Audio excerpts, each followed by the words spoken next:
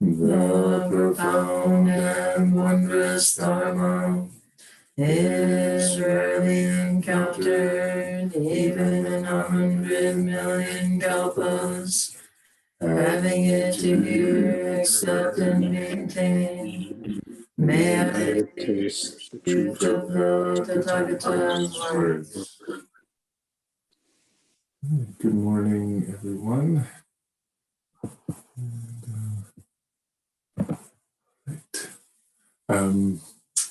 So the topic of this talk is being busy. And in July, in the talk I gave in July, I brought up that I had read that the number one reason white men give for not getting involved with DEI, or diversity, equity, and inclusion, is I'm too busy. And this was among the white men surveyed who could recognize the importance of DEI. And this really struck me. And in part because I identify as a white man with a commitment to DEI work, and in part because I often feel busy and sometimes too busy. And then I was also reminded of a quote from Suzuki Roshi that I brought up in a talk, I think in February. If your true nature is covered by ideas of economy or efficiency, Dogen's way makes no sense. So I've been wondering about a kind of tension between the mindset of being busy and DEI work, and also, caring for Dogen's way. And so this morning, I want to kind of explore being busy in more depth. What is being busy? How does it function? What are its impacts? What are some of the beliefs and frames involved in being busy? And also, how does it feel? What are ways of practicing with being busy? How does Zen meet this enculturated mode of being? And, what needs to change and how? So those are some of the questions I'm interested in. When I'm busy, I may feel stressed. I may feel I'm pushing through or juggling, many things. And even then, being busy or being too busy, it can be viewed as a kind of a legitimate, reasonable, positive state of being. When I'm busy, I can also feel important or valuable or productive or powerful. It can give me a little charge or, a little juice or a sense of urgency. The rush, of rushing, or, speeding along with the force of a compelling agenda. It may function as a kind of intoxicant or a mode, or in the mode of an addiction, and like as soon as I stop being busy, I may almost feel like a vacuum is like sucking me back into being busy. Busyness is associated, with getting things done. And, in a way it might seem like it's given us the wonders of modern life. But maybe also it's part of what's given us ecological crisis and systemic injustice. And I think we can also notice that, some of the wonders of technology emanating from a culture of busyness generally seem to deepen that culture of busyness. A faster iPhone will not solve the problem of being busy. And this is also pointing out being busy is not, I think the main way I want to offer it here is a dis-ease of mind, body, and heart. My life can become structured by pushing to meet a series, of overlapping deadlines. And I recently found out, in looking at this term deadline, that in the 19th century, and this is put an advisory here that this is a violent image. Deadline referred to a line drawn within or around a prison that a prisoner passes at the risk of being shot. So just give a breath for the brutality of that image, but then also, this is our deadlines. This is what we're working with, this historical association, imprisonment, mortal threat. And I think it actually resonated for me. There's a way in which I can give myself a kind of prison sentence when I really latch onto a deadline. And in a way in which, even when I'm not working, if I have a deadline like of something that's challenging, it can be, can loom over my whole life, day and night. And, and time pressure is unavoidable sometimes, or due dates are not inherently prison sentences. So how does it become a prison sentence? How does a deadline, confine my life? And, a mindset of busyness can kind of, it's like can compel itself, into every waking moment with a kind of, like a chronic sense that there's never enough time to get everything done. And this can take over my life. Being busy can acquire its own momentum, and it's a cultural force, turning subjectivities into objects. It can take over my intention or my inclination and manifest a more purposeful approach to living. As my life is filled with more and more to do, there can be less and less space or support to fully be. I see some basic ideas or beliefs about time in the mindset of busyness. Busyness seems to be intertwined with like a quantification, objectification, and or commodification of time. Time becomes a kind of stuff, and we can have a scarcity mindset arise with respect to this time stuff. I don't have the time. There's not enough time. I need more time. Time is money. And I can feel like I'm always treading water. And this sense of time as a kind of stuff is a model I would offer of how I think about my life. And I think it's important to inquire, like, how is this intertwined with suffering?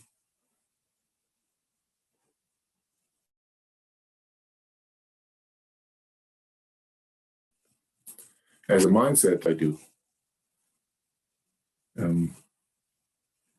I've read that a study found that the more money people make, the less time they think they have. And so what is happening when I think I have some time? And how do my beliefs and frameworks about what time is impact me or shape my life or function through me? And how is making time into a kind of stuff or object or currency something I'm adding to what's happening, something extra, something that obscures my life, a deeper truth, it covers over true nature.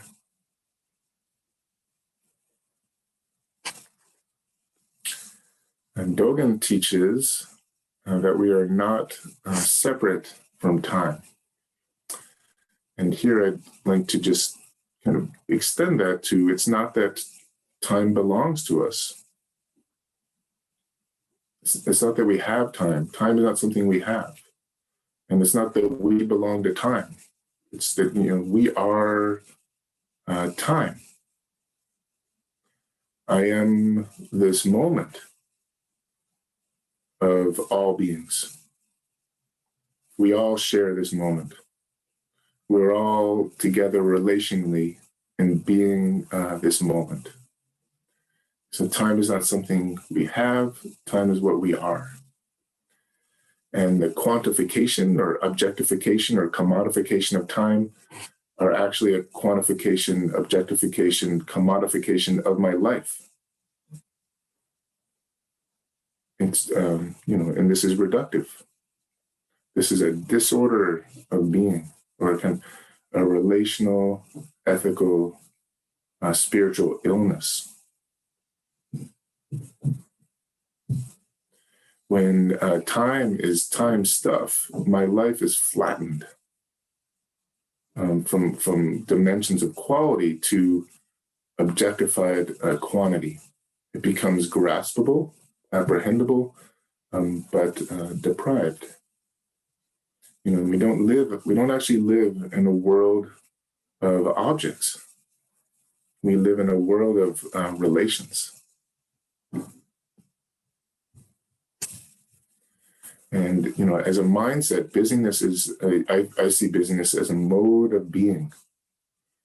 And so it's not just about how much stuff do I have to do today. It becomes what I am.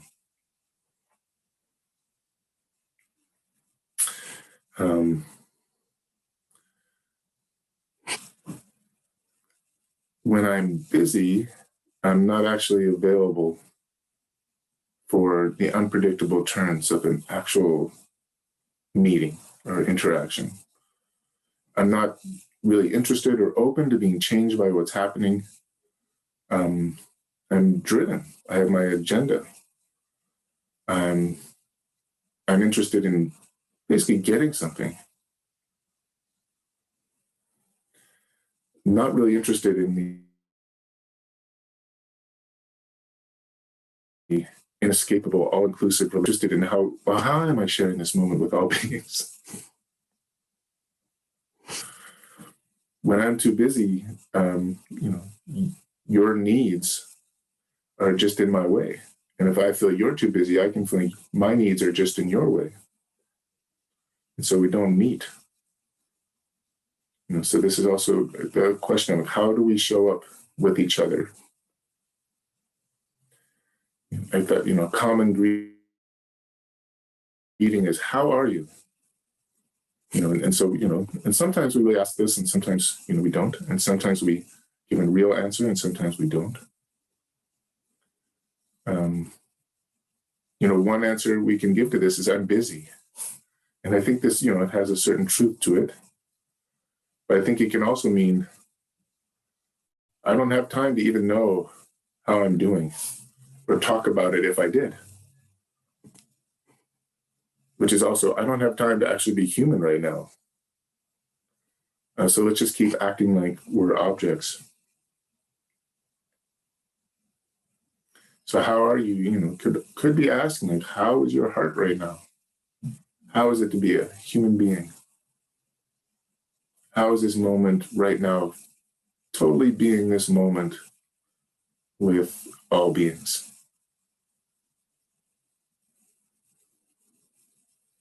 And so when I'm busy, I don't feel like I have the time for all that. That seems like something that needs to happen at another time.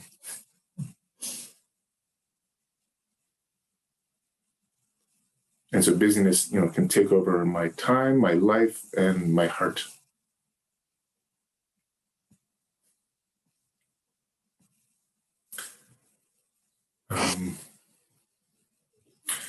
Also, back in July, I talked a little bit about on a kind of like somatic emotional level, that like busyness intertwining with closed-heartedness. And so, closing the heart, when I don't want to feel pain or hurt or fear, don't want to be in touch with my woundedness or my vulnerability.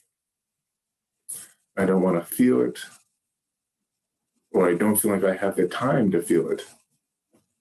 And I close my heart off. And then I also close off my empathy, close off my, basis for compassion, and my ground for real caring, real connection. And, disconnect from my humanity and disconnect from being this moment.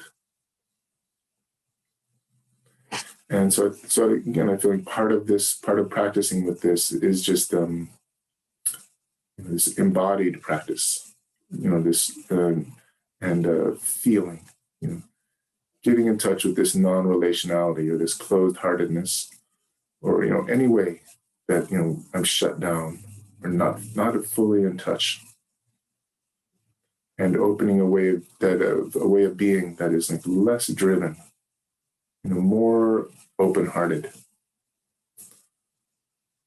So caring for an embodied intimacy, with my heart, with my, my whole body, all the feeling places, all the places that feel closed or tense or tight.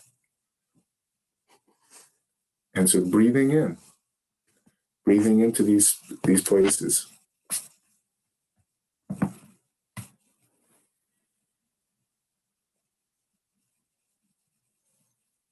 And, sensing into the tightness and grasping. Trusting a gentle, thorough, caring presence. Finding ways to relax or soften, open, where I habitually or reactively tense up or close down.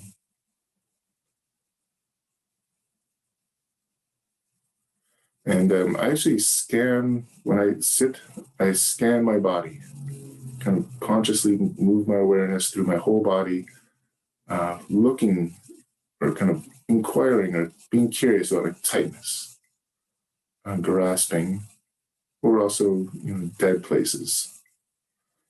And without, trying to pry it open, just allowing a healing presence, an intention to just fully feel. And also feeling that, how have I learned to manage my experience?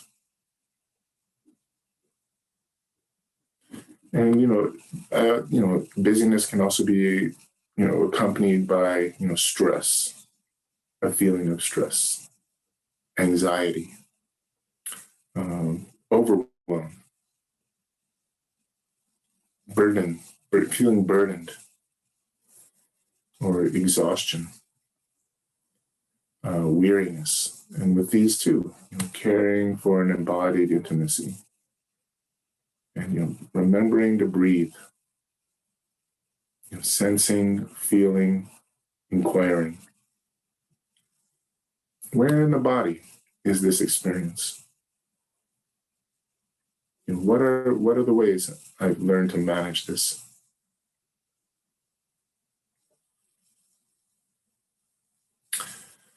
I see busyness giving me a deprived form of meaning or mattering. It's a kind of a weak form of meaning that's like, just enough to keep me going through a day or a week or a year.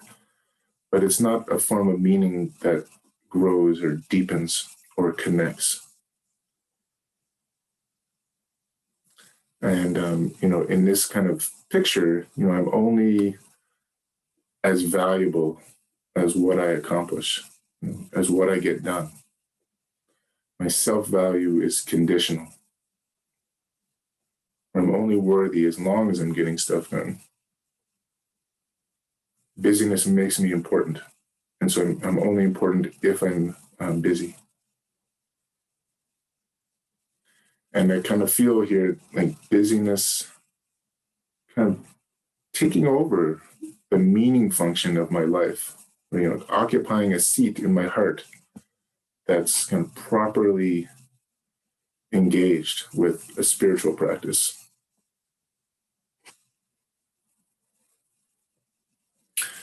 So I see this mindset of being busy or too busy as a modality of disconnection and disembodiment. And it's a way that I actually give up my agency. I give up my agency because I'm not fully here. I'm not actually available. I give up my capacity to be responsive. I'm driven past, relational engagement. And agency and responsiveness require some space to move and, respond with what's happening. And, the ceaselessness of busyness leaves me no space. So others become objects, I become an object.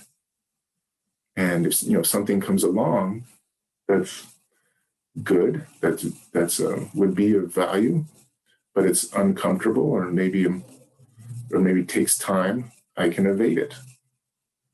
I'm too busy. I have too many things going on. And this is then part of why I can see, just taking a breath or just sitting a period of zazen as a revolutionary act. Some spaciousness can change my life. The mindset of busyness is like holding in place systems of suffering, systems of trauma and domination. And, a culture of busyness, is not open to change.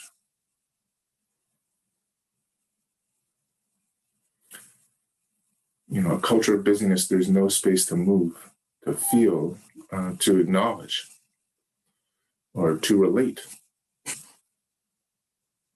And so, busyness tends towards stasis. And there's a kind of irony that, that busyness has its own kind of urgency. It flows along with a sense of urgency, but it obscures what's actually urgent. Which, what is the suffering right here? What is the suffering happening through me? Personally and collectively.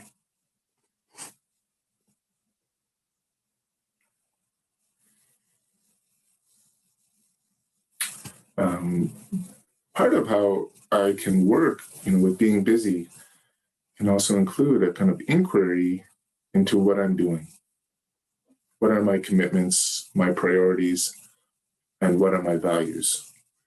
And so this is like working with vow, clarifying my inmost request, and then kind of working to integrate that into my actual choices and commitments. And, sometimes we might find it is helpful to just do less stuff.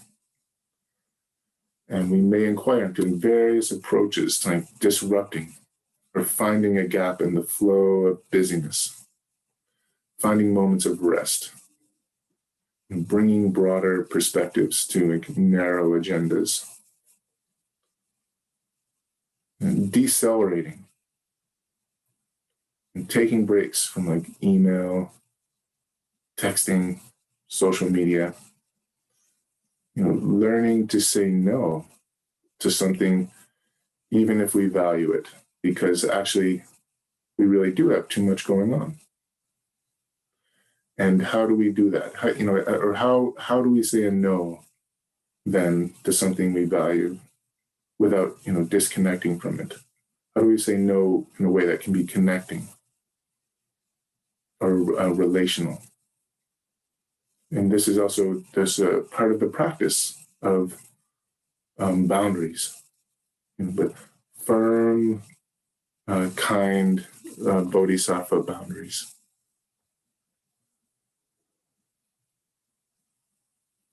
And still, with all that, there's working with the mindset of being busy, and working with the mindset it might not be that I need to do less to be more fully relational. And sometimes doing less is not really possible or desirable, or something that I can control. And so even when my life is very full, I can appreciate how,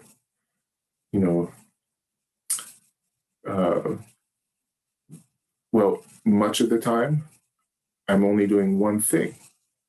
If I think about all the things I'm going to do today, I can feel busy and stressed and separate from the moment. But in each moment, I'm not doing all the things of today. I'm, just doing this moment. I am this moment.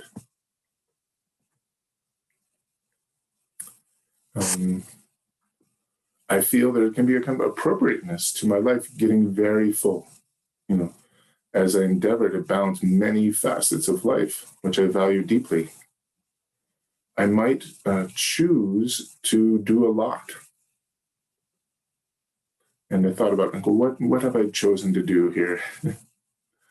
Chosen to show up fully as a father, a spouse, a priest and teacher here at Stone Creek. Choose to care for relationships with family, with friends, with teachers. I choose to, take care of a spiritual practice, engaging zazen, other ritual forms, bowing, chanting, studying the teachings, and cultivating sangha, cultivating spiritual friendship, and inquiring into an ethical and moral life. And I also choose to care, for my physical health, my mental, emotional well-being, and then also, along with caring for all these things, just there's many supporting details, administration, to facilitate all of that. And so I feel supported when I become more intentional about all this, when I become intentional about choosing a lot, so that, because they can help meet moments of resistance. This is my circle of choices. And, remember my values.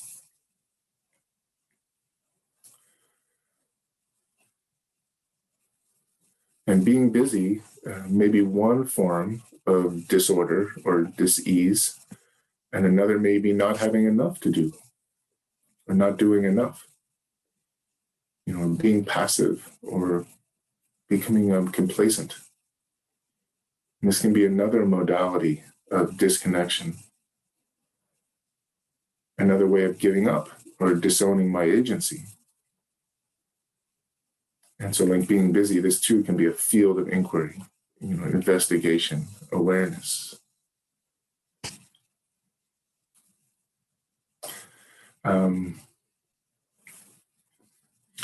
Sometimes I can attempt to order my life so things do not get crazy.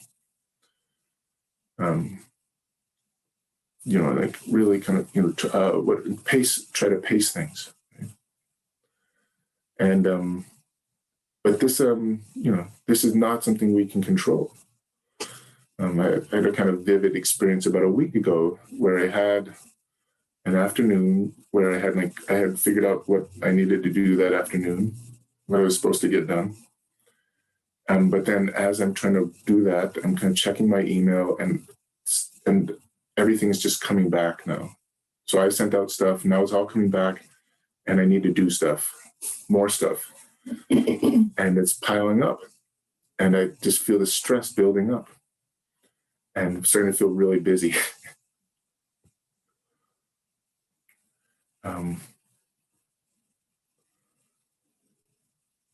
And I actually see this as inevitable, actually, in a way, that there's this is just part of being relational.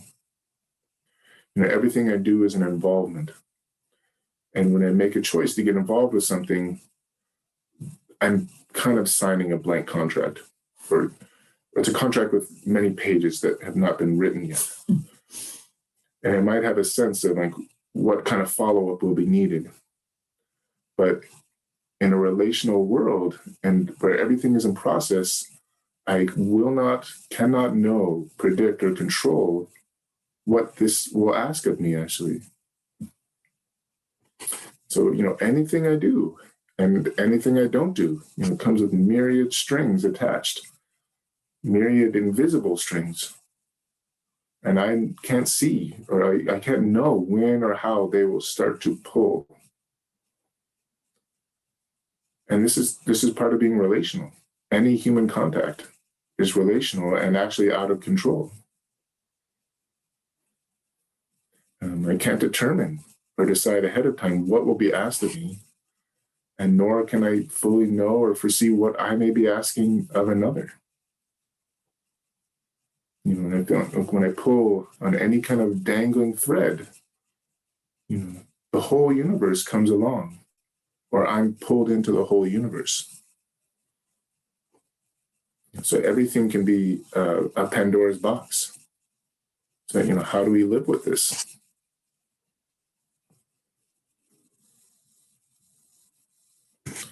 And actually, I feel like this can be, well, anyway, this is also a wonderful thing. I associate with having children.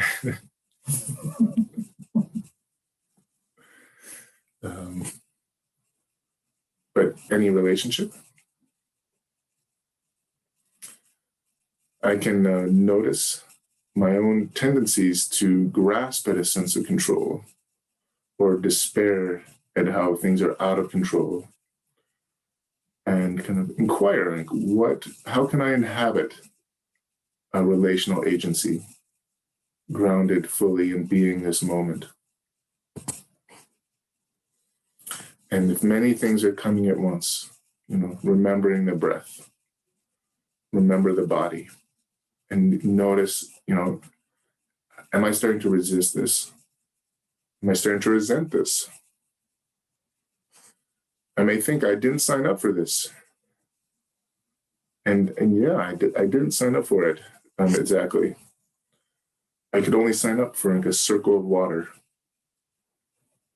And our life is always this great ocean of, unbounded relationality, being this moment with all beings. And the life of liberation it's never confined to the circle of water. Liberation is being with the ocean, which always includes this part of what's happening that I didn't sign up for. And, how the whole universe comes along with each dangling thread.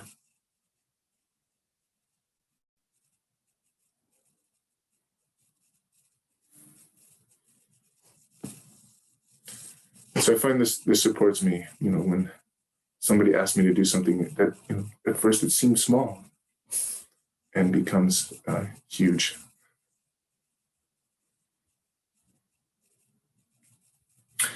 In juggling various involvements, there are also moments where I may feel torn.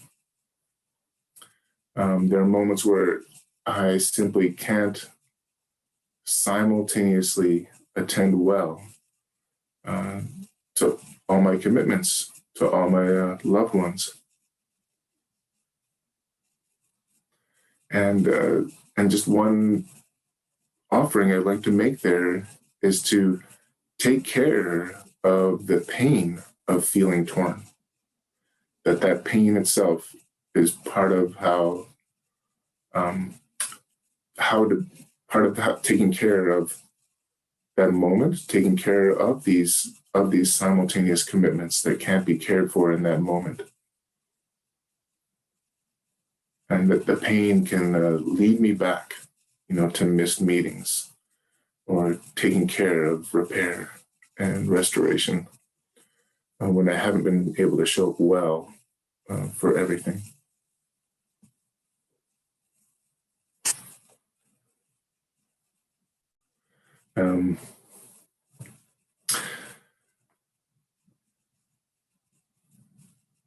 I want to bring up Zazen for a minute as Zazen is opening relationality and spaciousness in the midst of a full life. And so Zazen not as disengaging or disconnecting from the fullness of life, but engaging more fully in relationality and dedicating space to connectedness and, disrupting the mindset of busyness. So Zazen is being not something we brush through, not something we actually make happen, but something where we give up making things happen. We give up being productive. We give up getting anything done. Disrupting, karmic pathways of busyness and disconnection. And allow the body to be still and unmoving, to rest and relax in an alert, wakeful way,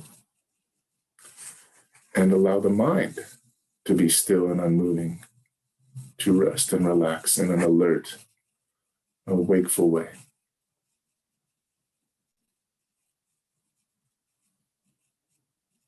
And so rather than disengaging, Zazen is kind of an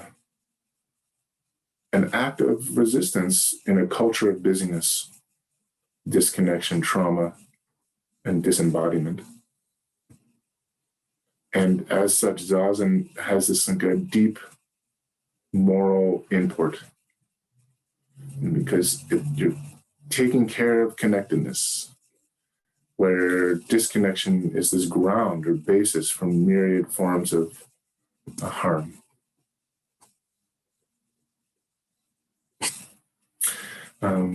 In the Zen poems, Sando Kai, or the harmony of difference and equality, which we sometimes chant, Sekito says, light and dark oppose one another like the front and back foot in walking.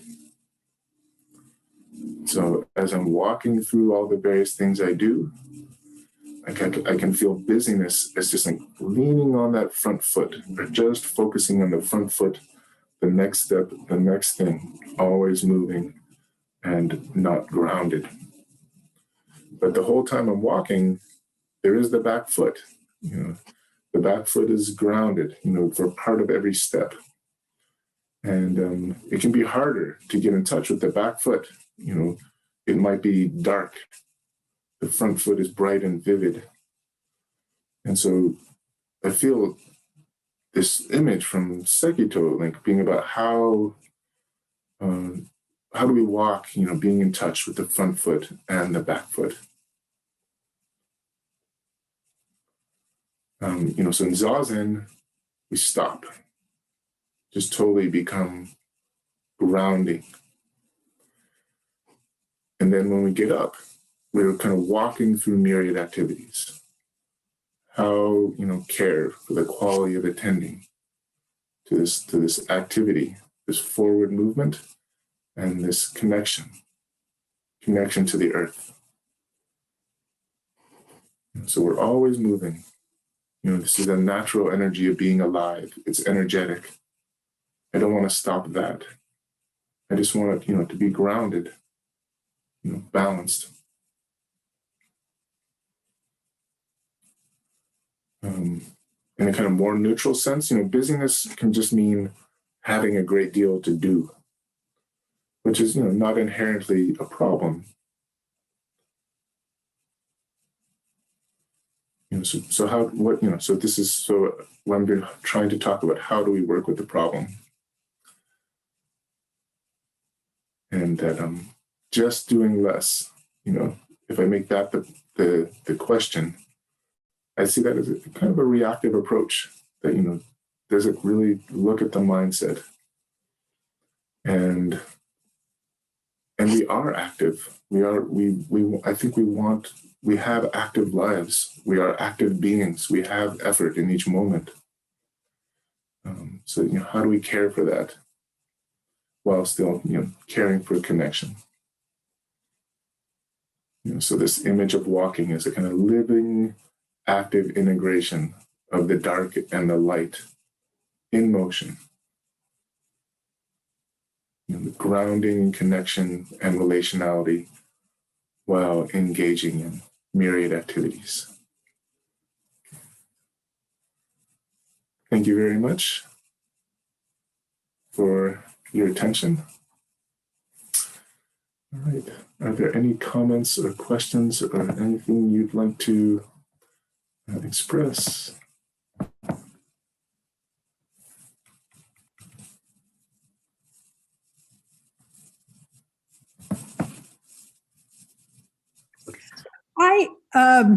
I appreciate this talk.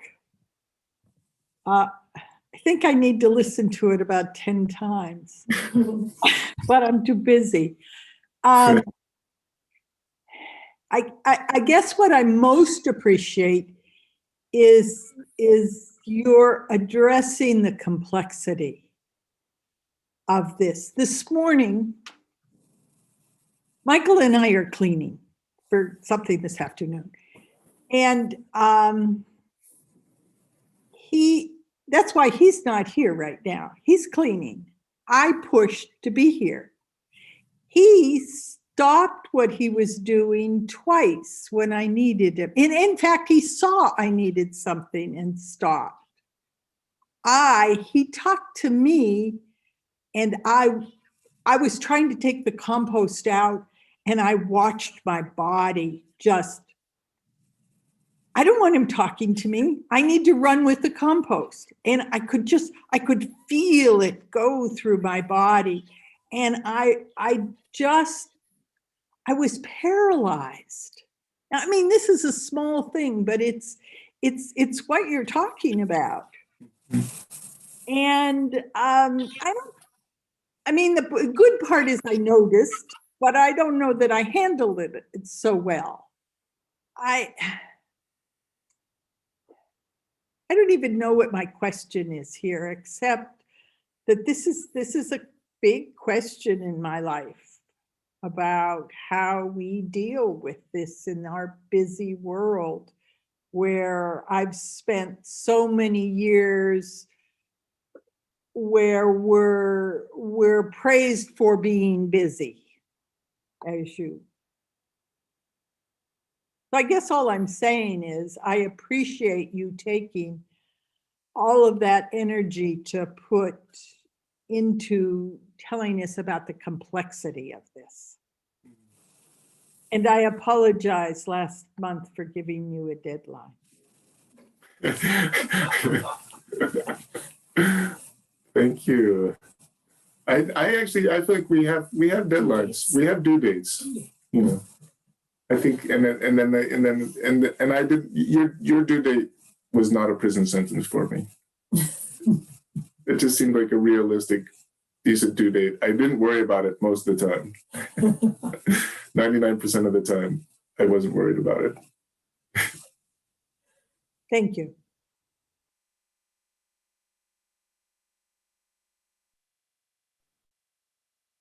Hi. It struck me that this word busy speaks to how when COVID, for a moment we felt we could open up and not shelter at home, and we, with the vaccine, have more freedom. I found this sense of kind of discontent with the shift, because I realized, because of my particular state, that sheltering in place was sort of a gift of less busyness, and that the moment I could go get more free, in quotes, I got busier, and not always from other people's expectations, but from my own patterns of being busy, creating busyness. And I just felt the dissatisfaction of it, that I had preferred, or this a more internalized, more time for an internal process, that I was able to spend more time with, or feel allowed to enter into or do when I wasn't running around. Yeah, thank you. Thank you. Yeah, well, it's hard to tell if we're doing more opening or more closing now, or what, which direction things are going. But I do think that these transitions are opportunities for a lot of inquiry, a lot of questioning, and feeling what it's like to go back, and really asking, like, what do I want to go back to? What, individually, collectively, what do we really want to go back to? And what is this an opening for some forms of change that are really important, and that we could really, and collectively, and enact. So I'm yeah, I think there's a whole bunch of stuff we don't need to go back to. So it wasn't helpful before. So how to have that inquiry, and I think being in touch with yourself around it is great. Feeling that. Thank you.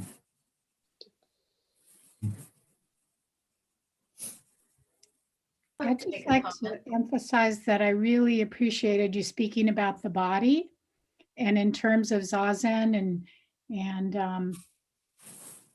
breathing into it, sensing what's going on, the tightness, the grasping, because I would say that the stuff that I had to do with curing my body of disease when I was in a super busy state was key, and Zazen was part of my savior, so to speak.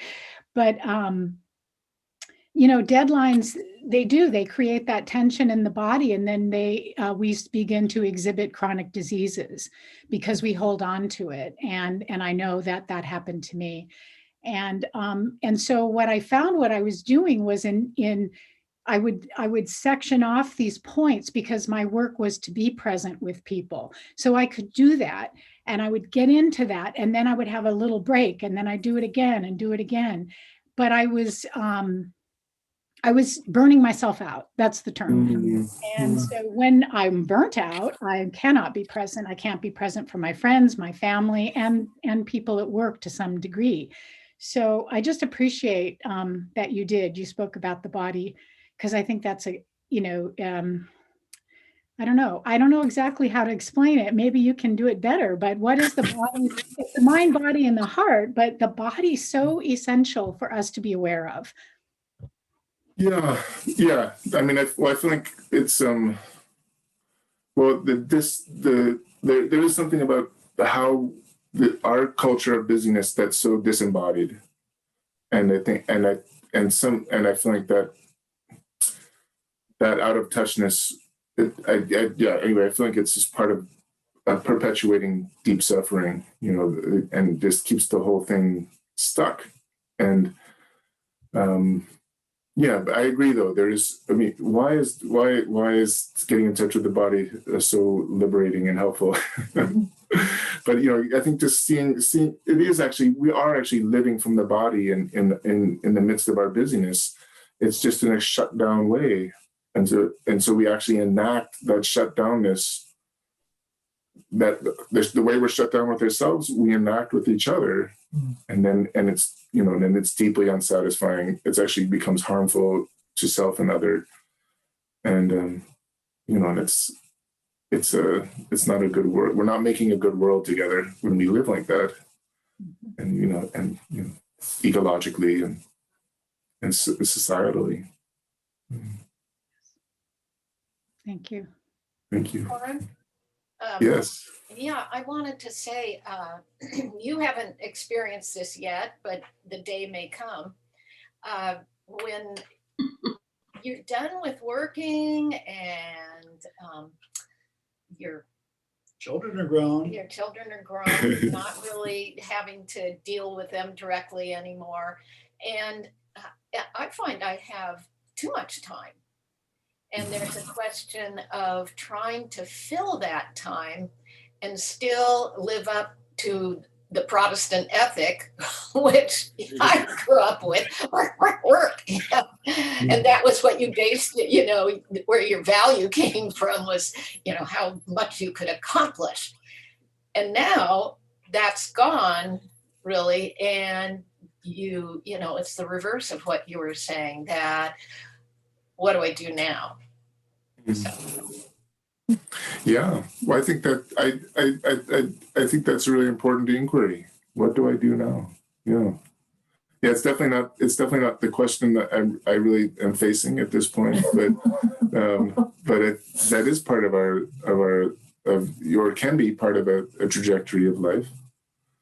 And I think it's a really great inquiry to take up. And how are some of the same aspects of the mindset functioning or not? The mindset, like you mentioned, like, am I only valuable when I'm getting things done? And then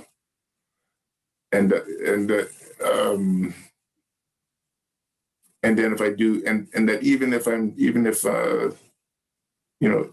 that I can actually, that even if I've chosen a number of things, that I can actually start to give myself a prison sentence. I can get stuck in that, even if it all seems very voluntary. It can become kind of anyway, I can see this with some of my own, chosen commitments, that these things can become their own burdens, and which I kind of see as this, if I'm not looking at the grasping and the process of grasping, I will continue to suffer from this.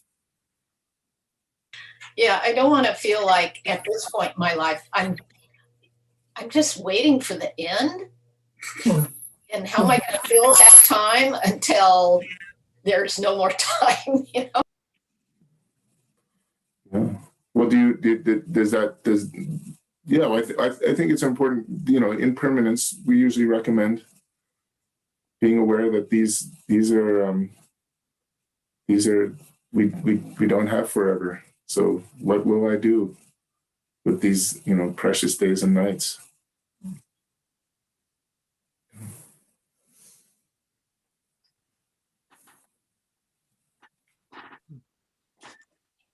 Korin, Yes.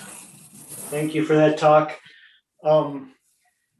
What kept popping into my mind during it was the teaching that I encountered early on about meditation, and which was everybody should meditate for 20 minutes a day. And if you're too busy, meditate for an hour. So, yeah. Nice. And if you're going crazy, maybe just 5 minutes,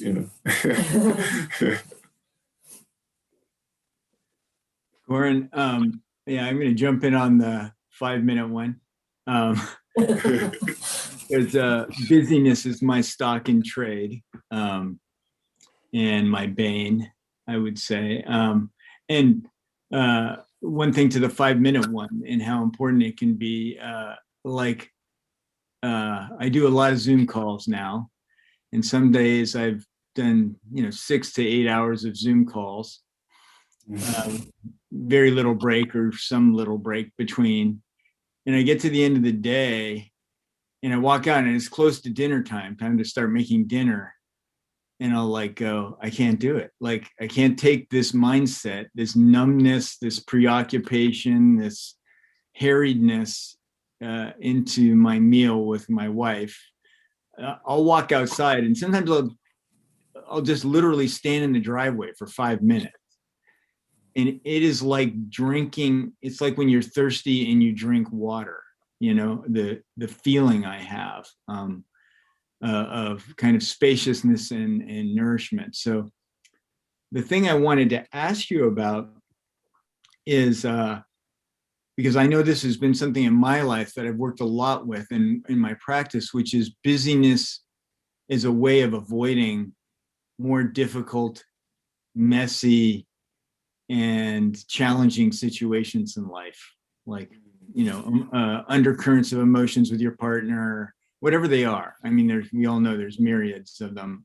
And I find that I'm really good at being busy. And I get better when there's things like that up. So I just would love to hear your comment on that.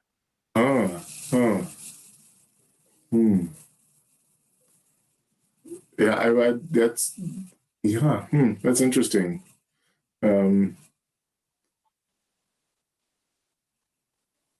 I guess, what comes up for me is just to, first just try to be in touch, with that. That's what's happening.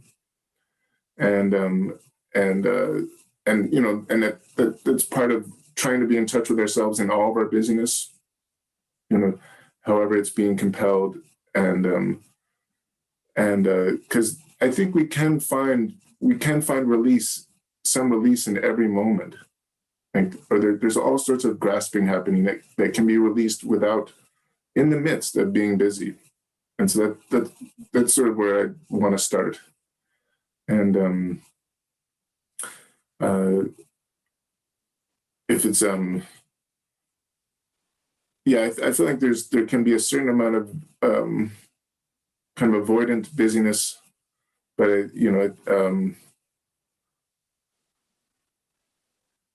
don't know. I think anyway, I think just to have some inquiry around it too, and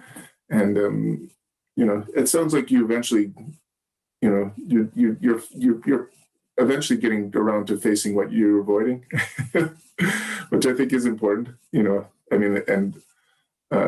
so it's like maybe I don't know if we need to get right to it every time.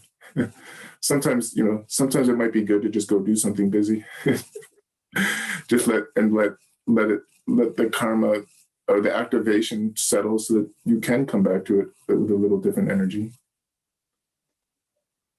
And then, but then if if it's feeding that the compulsive nonstop suffering of being in a busy mindset, then I think we really want to find ways to relieve ourselves in the world of that right while it's happening, and that we really can.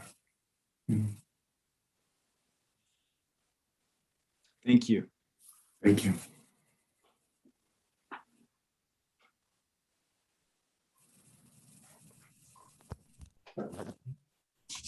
Hi there. Hi. I thank you so much for this talk, Korin. I really, really appreciated it. It was exactly what I needed to hear, which is funny because it's been a while since I've attended a Sunday morning Sangha sit and Dharma talk, and I appreciate seeing all of your faces. And the reason I haven't attended is because I've been too busy. So, so there's an irony that I'm coming back in and hearing this topic. And I feel like I've been trying to do an inquiry on this topic, but it's been a light touch inquiry. So I appreciate you going into depth and really exploring it. A couple of years ago, I transitioned from being an employee of organizations for most of my adult life to suddenly being a consultant and working for myself. And my expectation was that I was going to have so much more free time. I was going to just be, living the good life. And suddenly over the years, now I've been doing it 2 years, I realized like the same patterns have emerged. I'm super busy. I have all these deadlines, and on some level that's a good thing because I have contracts and I have work. But I have seen that the same mode of being has emerged, and that it's really something from myself and culturally, rather than, oh, it's just because I'm working for some organization that I have to be like this. It's not that at all. So there's a lot here. I really appreciate you bringing up Zazen as an act of resistance. and bringing up the language of war that we use, like deadline being a term that we just use very fluidly, and how violent that is, and that there's a lot of that comes into our language. So I've been really thinking about that from time to time too. So again, thank you for this conversation, and I hope that it continues and we explore it more. Thank you. Thanks.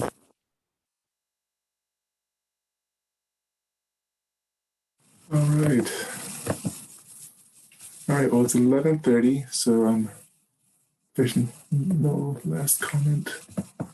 Let's do the vows. Yes, Oh, yeah. Yosen. I also really appreciate your framing of Zazen as an act of resistance, as time is life, or life only happens in time, and the gift of time is a gift of life, and as the commodification of time is the buying and selling of life, you know, that really makes it like slavery, you know, like wage slavery.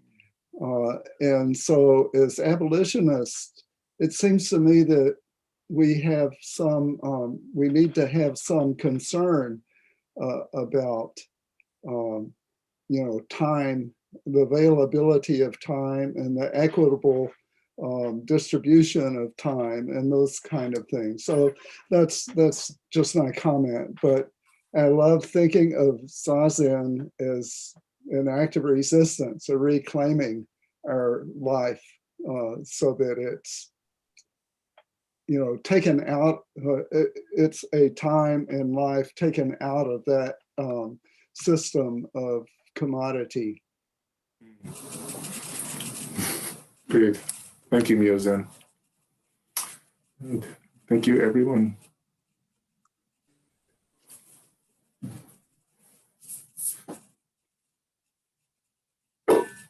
Four great Bodhisattva vows are now in the chat. Beings are numberless. I vow to free them. Delusions are inexhaustible. I vow to end them. Dharma gates are infinite. I vow to enter them. The Buddha way is boundless. I vow to realize it.